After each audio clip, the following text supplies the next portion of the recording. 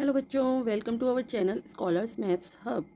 तो आपको पता ही है कि हमने क्लास 9 की जो न्यू एनसीईआरटी की बुक गणिता मंजरी है उसका चैप्टर नंबर 1 स्टार्ट कर चुके हैं। हम इस चैप्टर की हमने 1.1 एक्सरसाइज और 1.2 एक्सरसाइज के क्वेश्चन सॉल्व कर लिए हैं। अगर आपने नहीं देखे हैं तो आप उसकी वीडियो अपलोड हो चुकी है, आप देख लीजिएगा। आज हम उसी के आगे कंटिन्यू करते हैं। पेज नंबर 8 पर जो 1.4 है वहाँ से स्टार्ट करते हैं। Distance between 2 points in the 2D प्लेन। अब हमें जो ये 2D प्लेन क्या होता है, जो कि हमें ग्राफ पेपर पे 2 साइड्स दी होती है, एक्स एक्सिस और वाई एक्सिस। तो इस प्लेन पर कोई भी 2 पॉइंट्स अगर हमें गिवन है तो उसका डिस्टेंस हमें फाइंड करना है। ये हम कैसे सीखेंगे। We know how to find the distance between 2 points if they are on the axis or if they are form a line segment parallel to the axis.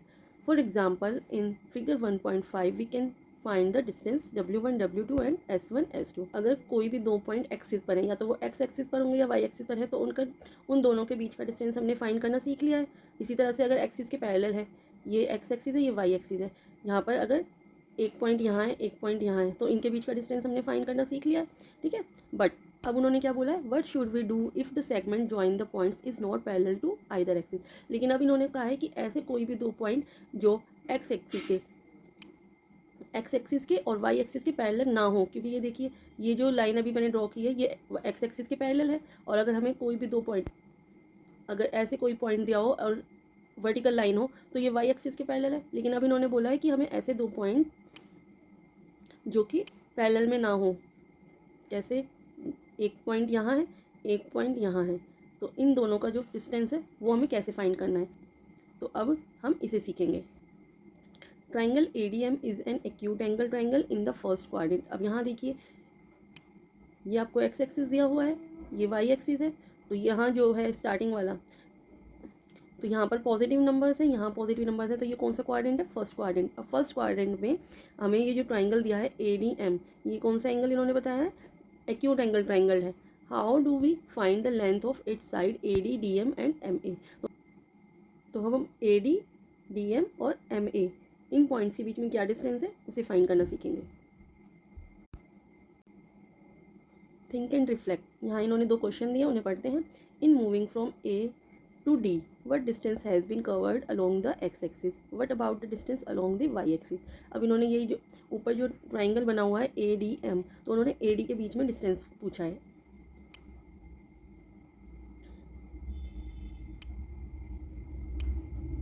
यहाँ देखिए AD के बीच में उन्होंने डिस्टेंस पूछा है, बट कैसे कि एक्स एक्सिस से उनका क्या डिस्टेंस है, एक्स एक्सिस से क्या डिस्टेंस है यहाँ से, और यहाँ वाई एक्सिस से इनका क्या डिस्टेंस है। एंड सेकेंड क्वेश्चन क्या है, can these distance help you find the distance AD।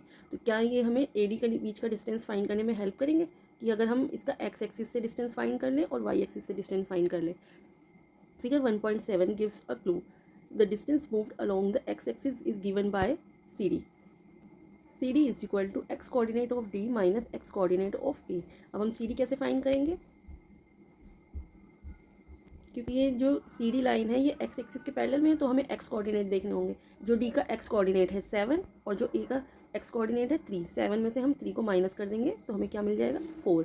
तो ये डिस्टेंस जो है 4 है। The distance moved along the y axis is given by AC। जो वाई एक्सिस के अलोंग में हमने डिस्टेंस कवर किया है उसके लिए हमने AC लाइन ड्रॉ की है। तो AC को कैसे फाइंड करेंगे, Y coordinate of A minus में Y coordinate of D। Y axis है, वाई एक्सिस के पैरेलल में ही हमने AC लाइन को ड्रॉ कर दिया है, क्योंकि हमें वाई एक्सिस से इसका डिस्टेंस पता करना है। तो अब हम क्या करेंगे, जो वाई कोऑर्डिनेट A का है, जो वाई कोऑर्डिनेट A का है 4, और वाई कोऑर्डिनेट जो D का है उसका डिफरेंस हम फाइंड करेंगे। तो A का वाई कोऑर्डिनेट क्या है 4 और D का वाई कोऑर्डिनेट क्या है 1। तो 4 में से 1 माइनस किया, हमें मिला 3। तो ये जो डिस्टेंस है ये 3 है। Using the Baudhayana Pythagoras theorem we get the distance. तो बोधायन पाइथागोरस थ्योरम का यूज़ करेंगे हम और इसका डिस्टेंस फाइंड करेंगे। तो AD का डिस्टेंस फाइंड करने के लिए जो हमारे ये कोऑर्डिनेट्स आए हैं, CD का डिस्टेंस आया है और जो AC का डिस्टेंस आया है, उसको हम ऐड करेंगे। 4 स्क्वायर प्लस में 3 स्क्वायर और इसे अंडर रूट में लिख देंगे। तो 4 का स्क्वायर क्या हुआ 16, प्लस में 3 का स्क्वायर हुआ 9, ये अंडर रूट में है, इनको ऐड करेंगे तो 16 प्लस 9 अंडर रूट 25। 25 का स्क्वायर रूट क्या होता है 5। We similarly find the distance DM and MA। इसी तरह से हम DM और MA का भी डिस्टेंस फाइंड कर लेंगे। तो ये हमारा D है और ये हमारा m है। इसका डिस्टेंस हम कैसे फाइंड करेंगे? तो पहले जो x कोऑर्डिनेट्स हैं d और m, उनका डिफरेंस फाइंड करेंगे। m का कितना है 9 और d का कितना है 7। इसको माइनस किया तो हमें मिल गया 2। अब y कोऑर्डिनेट्स के फाइंड करेंगे। 6 माइनस 1 क्या आ गया हमारे पास 5। तो अब बोधायन पाइथागोरस थ्योरम का यूज़ करेंगे। अंडर रूट में 2 का स्क्वायर प्लस में 5 का स्क्वायर। 2 2 ज़ा 4, 5 5 ज़ा 25। हमारा आंसर आ गया अंडर रूट 29। ये देखिए dm is equal to under root 29 units. अब हम ma का डिस्टेंस फाइंड करेंगे। यहाँ देखिए ये हमारा m था, ये हमारा a। अब इसके x कोऑर्डिनेट्स देखेंगे। 9 है और इधर 3 है, तो 9 माइनस में 3 कितना आ जाएगा हमारा 6। और y कोऑर्डिनेट्स क्या है? इधर 6 है। a के y कोऑर्डिनेट्स क्या है? 4। 6 माइनस में 4 इज इक्वल टू 2। तो इसके लिए भी हम पाइथागोरम का यूज़ करेंगे। क्या हो जाएगा हमारा? अंडर रूट में 6 का स्क्वायर प्लस में 2 का square is equal to under root में क्या आ जाएगा? 6 6 या 36 प्लस में 2 का स्क्वायर कितना होता है? 4। तो ये हमें मिल गया अंडर रूट 40 यूनिट्स। तो आई होप बेटा आपको समझ में आ गया होगा। यहाँ देखिए 40 यूनिट्स हमारा आ गया answer. In general the distance between the points x1 y1 and x2 y2 is given bye. इसी बेस पर एक फॉर्मूला आ गया है। तो अब इस पिक्चर को देखेंगे 1.8 को, उसके अकॉर्डिंग हमारा ये फॉर्मूला डिस्कवर हुआ है। ग्राफ पे देखिए हमें AD एक लाइन सेगमेंट दिया हुआ है। ये A के कोऑर्डिनेट्स क्या है? x1 और y1। D के कोऑर्डिनेट्स क्या है? x2 और y2। तो इसका डिस्टेंस फाइंड करने के लिए हमें सबसे पहले जो x एक्सिस और y एक्सिस है इनके पैरेलल में एक लाइन ड्रॉ करनी होगी। ये हमने एक लाइन ड्रॉ की है FD और AF, ये हमने लाइन ड्रॉ की है। हम AD का डिस्टेंस कैसे फाइंड करेंगे? जो x कोऑर्डिनेट्स है D का x2 और x कोऑर्डिनेट A का क्या है? x1। तो x2 माइनस x1 का होल स्क्वायर प्लस में D1 में जो y कोऑर्डिनेट्स है y2, A के y कोऑर्डिनेट्स क्या है? y1। तो y2 माइनस y1 का होल स्क्वायर अंडर रूट में। तो ऐसे दो पॉइंट्स जो कि x एक्सिस और y एक्सिस के पैरेलल ना हो, उनका डिस्टेंस फाइंड करने के लिए हमें इस फॉर्मूले का यूज़ करना है। आई होप आपको सब समझ में आ गया है। It makes no difference whether x2 minus x1 and y2 minus y1 are positive और negative.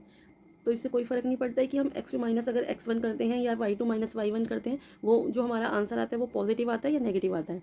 As we are simply measuring the shifts along the 2 axis. क्यों? क्योंकि हमें 2 एक्सिस के अलोंग में डिस्टेंस बताना है। But if x1 x2 y1 y2 take negative values, अगर negative values आ गई तो क्या होगा? In figure 1.9 triangle AMD is reflected in the y axis. यहाँ देखिए आपको इस फिगर में हमारा जो ये फर्स्ट क्वाड्रेंट था, ये फर्स्ट क्वाड्रेंट था, ये सेकंड क्वाड्रेंट है। तो ये y एक्सिस है, इसका यहाँ पर रिफ्लेक्ट कर रहा है सेम ट्राइंगल। ठीक है। What are the coordinates of the images of points A, M and D। तो अब इन्होंने पूछा है कि यहाँ पर A, M और D के क्या कोऑर्डिनेट्स हो जाएंगे। ये A के कोऑर्डिनेट्स देखते हैं पहले। A का जो ये पॉइंट है, ये इसको नीचे तक लेके जाते हैं x तक, तो -3। तो इसका कोऑर्डिनेट्स क्या हो गया? -3। और y एक्सिस पे ये लाइन कहाँ जा रही है? 4। तो इसके कोऑर्डिनेट्स हो गए -3 और 4। जबकि यहाँ पर क्या था? जो हमें पहले ग्राफ दिया हुआ था उसमें जो ट्राइंगल दिया था उसमें क्या था? A के कोऑर्डिनेट्स 3 और 4 थे। 3, बट ये इसका रिफ्लेक्ट ट्राइंगल है, तो यहाँ पर इसके जो नंबर्स हैं नेगेटिव हो गए। अब इसी तरह से D के देखिए, D का हो गया है -7 और 1। M के कोऑर्डिनेट्स क्या हो गए? -9 और 6। CD का डिस्टेंस, CD का डिस्टेंस फाइंड करने के लिए x coordinate of A minus x coordinate of D। A का x कोऑर्डिनेट क्या है? -3 और D का x कोऑर्डिनेट क्या है? -7। तो हम क्या करेंगे? -3 माइनस करेंगे, हमें -7 को सब्ट्रैक्ट करना है, तो इसको ब्रैकेट में हम रखेंगे -3। ये ब्रैकेट ओपन होगा तो माइनस की मल्टीप्लाई माइनस से होगी, तो माइनस माइनस आपने सीखा हुआ है लास्ट क्लास में, प्लस हो जाएगा 7। नंबर्स क्या होंगे? सब्ट्रैक्ट हो जाएंगे। तो 7 - 3 4, और जो नंबर ग्रेटर नंबर होता है 7 के आगे कौन सा साइन है? पॉजिटिव। तो ये आंसर पॉजिटिव रहेगा 4। इसी तरह से अब हमें AC की डिस्टेंस फाइंड करना है। तो इसके लिए हमें y कोऑर्डिनेट A जो 4 है और y कोऑर्डिनेट D क्या है? 1 है। तो 4 - 1 3। तो बोधायन पाइथागोरस थ्योरम का यूज़ करके हम AD का डिस्टेंस फाइंड करेंगे। तो 4 का स्क्वायर प्लस में 3 का स्क्वायर अंडर रूट में, तो हमने पहले भी सॉल्व किया है, तो क्या आ गया? 5 units. Similarly we calculate both DM and MA। DM फाइंड करने के लिए देखते हैं, ये हमारा M है और ये हमारा D है। तो D के x कोऑर्डिनेट्स क्या है? -9। हम माइनस करेंगे, डी का कोऑर्डिनेट क्या है एक्स, डी का एक्स कोऑर्डिनेट है -7, तो क्या हो जाएगा -9 माइनस माइनस +7। एक नंबर नेगेटिव है, एक नंबर पॉजिटिव है, तो नंबर्स हो जाएंगे सब्ट्रैक्ट। 9 में से 7 माइनस करेंगे तो हमें मिल जाएगा 2, और ग्रेटर नंबर क्या है 9, उसके आगे नेगेटिव का साइन है तो हमें मिल जाएगा -2। अब वाई कोऑर्डिनेट्स देखिए, वाई कोऑर्डिनेट्स है 6 और 1, इसमें से माइनस करेंगे हमें मिल जाएगा 5। तो डीएम का डिस्टेंस कैसे फाइंड करेंगे, -2 का होल स्क्वायर प्लस में 5 का होल स्क्वायर अंडर रूट में। -2 का होल स्क्वायर क्या होगा 4, और 5 का होल स्क्वायर क्या होगा 25, तो 4 + 25 अंडर रूट 29 यूनिट्स। पहले भी हमारा यही आंसर आया था। इसी तरह से हम एम ए का फाइंड करेंगे, तो एम का एक्स कोऑर्डिनेट क्या है -9, और माइनस करेंगे हम -3, जो कि एक्स का ए का एक्स कोऑर्डिनेट है। -9 + 3 आंसर आ जाएगा -6। अब इसके वाई कोऑर्डिनेट्स देखते हैं, 6 - 4 2 यूनिट्स। तो हम आगे क्या लिख देंगे, -6 का होल स्क्वायर प्लस में 2 का whole square is equal to क्या हो जाएगा 36 प्लस में 4, तो हमें क्या मिल गया अंडर रूट 40 यूनिट्स।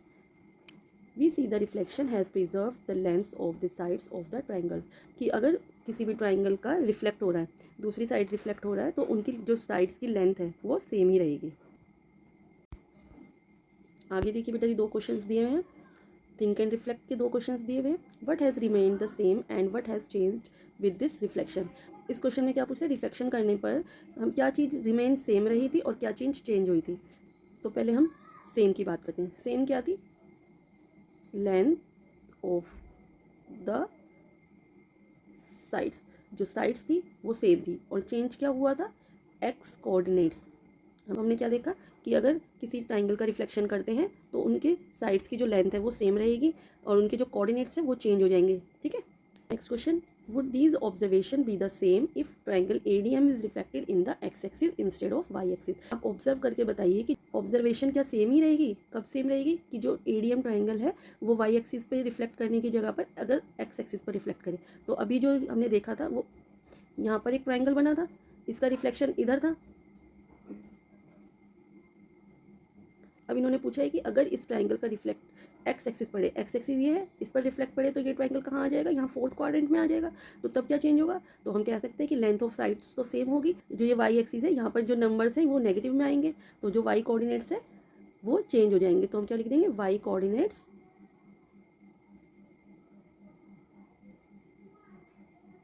आर